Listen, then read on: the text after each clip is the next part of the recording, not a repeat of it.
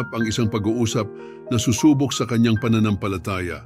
Sa langit, nagkaroon ng isang pag-uusap sa pagitan ng Diyos at ni Satanas. Sinabi ng Diyos, "Napansin mo ba ang lingkod kong si Job?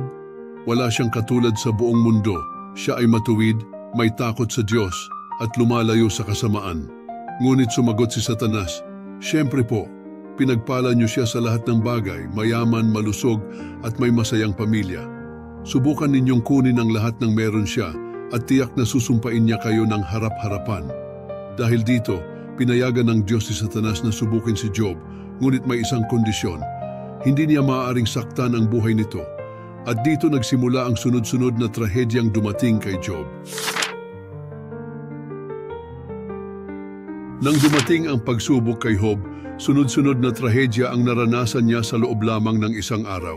Una, dumating ang isang alipin na nagsabing ninakaw ng mga sabeyo ang kanyang mga baka at asno at pinatay ang mga tagapagbantay.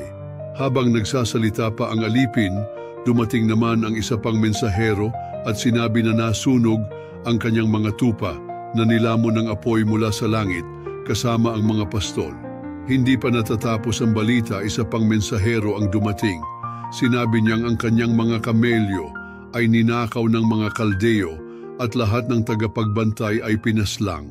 Panghuli at pinakamasakit sa lahat, dumating ang isa pang alipin at ibinalita na ang bahay ng kanyang mga anak ay tinamaan ng malakas na hangin.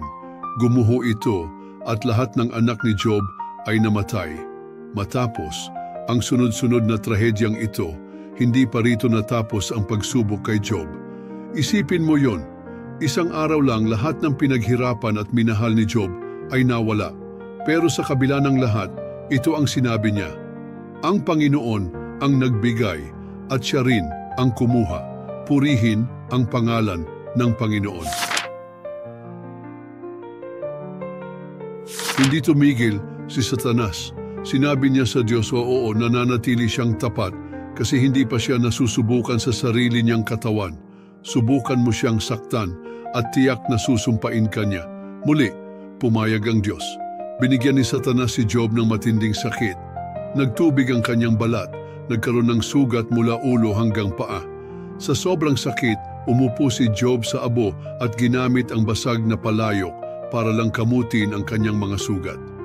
Maging ang kanyang asawa ay sumuko na. Sinabi niya, "Sumpain mo na ang Diyos at mamatay ka na." Pero sagot ni Job, tatanggapin ba natin ang mabuti mula sa Diyos at hindi ang masama?